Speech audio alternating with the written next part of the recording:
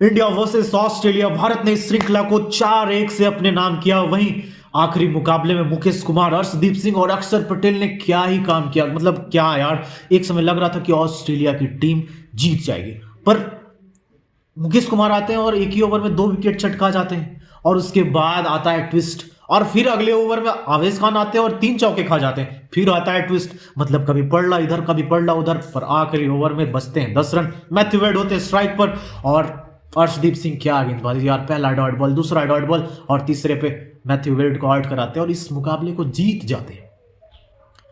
और इस मुकाबले में जीत के साथ अक्षर पटेल बने मैन ऑफ द मैच, क्योंकि अक्षर पटेल ने 21 गेंदों में 31 रन बनाया और 1 विकेट लिया और मात्र 14 रन दिए। मतलब ऑलराउंड परफॉर्मेंस अक्षर पटेल, जो कि अंडररेट किए जाते हैं भाई। हालांकि ये T20 सीरीज जो थी भारत के लिए बहुत ही इंपॉर्टेंट थी, क्योंकि T20 वर्ल्ड कप से पहले भारत की तैयारी का ये पहला श्रृंखला था। और इस T20 में कौन कौन से ऐसे 5 प्लेयर हैं जिन्होंने किया है प्रभावित, तो ऐसे 5 प्लेयर की बात करेंगे हम। पहला प्लेयर रिंकू सिंह की बात करेंगे। तो रिंकू सिंह ने क्या किया है इस सीरीज में, तो पहले मुकाबले में 14 गेंदों में 22 रन बनाकर टीम इंडिया को जिता देते हैं। आखिर में बल्लेबाजी करने के लिए आते हैं, और वहीं दूसरे मुकाबले में जब बल्लेबाजी करने के लिए आते हैं तो टीम इंडिया टारगेट सेट कर रही होती है, 9 गेंदों में 31 रन बना जाते हैं, वही वाह। और तीसरे मुकाबले में उनको बल्लेबाजी नहीं मिलती, और चौथे मुकाबले में जब आते हैं तो टीम इंडिया काफी मजेदार में फंसी हुई रहती है। और उसके बाद जब आते हैं तो 29 गेंदों में ताबड़तोड़ 46 रन बना जाते हैं। मतलब 4 मैचों तक इनका ठीक ठाक परफॉर्मेंस रहा, ठीक ठाक नहीं अव्वल दर्जे का समझो। आखिरी मुकाबले में भले ही 8 गेंदों में 6 रन बनाकर आउट हो गए, पिच वैसा नहीं था और थोड़ा बड़ा शॉट खेलना था और बड़ा शॉट खेलने में आउट हो, पर इन्होंने काफी प्रभावित किया है। जिस हिसाब से इन्होंने अपना खेल दिखाया, अपना अंदाज दिखाया, टीम इंडिया के सिलेक्टर्स के दिमाग में हमेशा बने रहे, क्योंकि T20 वर्ल्ड कप की दृष्टि से देखें तो ये बंदा सबसे आगे निकल कर आता है। वहीं हम बात कर लेते हैं ऋतुराज गायकवाड़ की। ऋतुराज गायकवाड़ थोड़ा अनफॉर्चुनेट रहते हैं, क्योंकि ये सलामी बल्लेबाज के रूप में खेलते हैं, और सलामी बल्लेबाज के रूप में कई प्लेयर हैं, क्योंकि रोहित शर्मा है, शुभमन गिल है, ईशान किशन है, यहां तक कि यशस्वी जायसवाल भी शामिल हो जाते हैं। थोड़ा इनके साथ अनफॉर्चुनेट हो जाता है। तो ऋतुराज गायकवाड़ के बारे में बात करें तो ऋतुराज गायकवाड़ ने पहले मुकाबले में रन आउट हो गया था, वहीं दूसरे मुकाबले में 32 गेंदों में 52 रन, भाई 8 शतक बनाया। तीसरे मुकाबले में भाई शतक ठोका यार, क्या पारी खेली, 57 गेंदों में 127 रन, क्या पारी खेला था। शुरुआत में 22 गेंदों में मात्र 22 रन बनाकर खेल रहे थे, उसके बाद भाई 101 रन बना डाले मात्र 35 गेंदों में।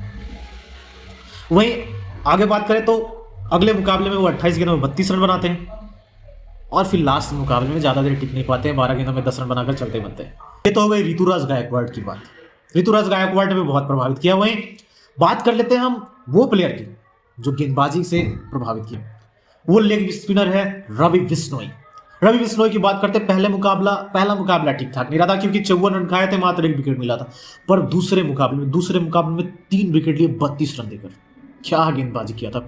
वहीं तीसरे मुकाबले की बात करें तो तीसरे मुकाबले में फिर 32 रन देकर 2 विकेट लिए, और चौथे मुकाबले में तो इकोनॉमिकल भी रहे और विकेट भी मिला, 17 रन देकर 1 विकेट लिए। और 5वें मुकाबले में देखो तो आखिरी मुकाबला जो था उसमें भी 29 रन बनाकर 2 विकेट लिए। मतलब स्पिनर के तौर पर बहुत ही अच्छा परफॉर्मेंस था, लेग स्पिनर के तौर पर। और इन्होंने बता दें कि इन्होंने आखिरी 10 मुकाबले में लगातार विकेट निकाले हैं। ऐसा करने वाले पहले लेग स्पिनर बन चुके हैं।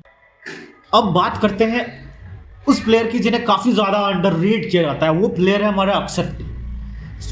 इस मुकाबले में आखिरी मुकाबले में प्लेयर ऑफ द मैच रहे, 21 गेंदों में 31 रन बनाया, वहीं विकेट भी चटकाया।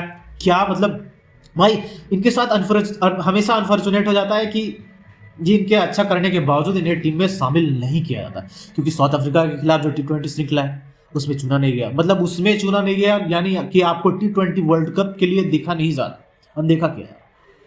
तो भाई इन्होंने क्या परफॉर्मेंस दिया है, तो पहले मुकाबले में कुछ खासा रहा नहीं। पहले मुकाबले में सिर्फ रन खाया, विकेट मिले नहीं। दूसरे मुकाबले में मात्र 25 रन दिए 4 ओवरों में और 1 विकेट लिया। बात करते हैं तीसरे मुकाबले में 37 रन देकर 1 विकेट, इकोनॉमिकल ठीक ठाक था। लेकिन चौथे मुकाबले में वही 16 रन देकर 3 विकेट, मतलब सामने अपोनेंट टीम की धजिया बाहर कर दी। और वहीं आखिरी मुकाबले की बात करें तो 14 रन देकर 1 विकेट लिया। इनको खेलना काफी ज्यादा मुश्किल हो रहा था ऑस्ट्रेलियन बल्लेबाजों के लिए।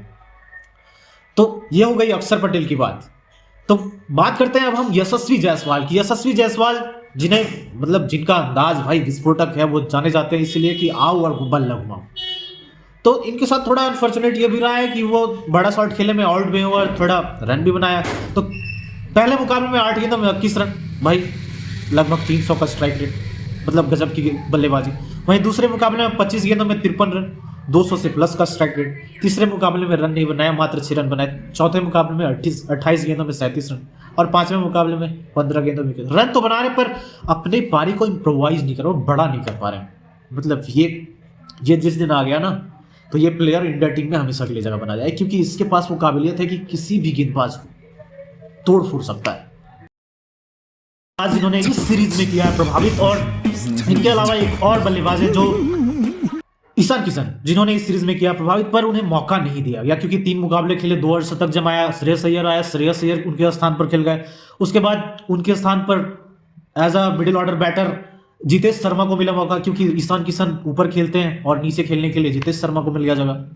तो ये थी इस सीरीज की कहानी, और आप हमारे वीडियो को अब तक देख रहे हैं तो उसके लिए बहुत बहुत धन्यवाद। और हमारे चैनल पर नए हैं तो फटाफट से सब्सक्राइब कर लीजिए, और हमारे फेसबुक पेज पर देख रहे हैं तो फटाफट से फॉलो कर लीजिए।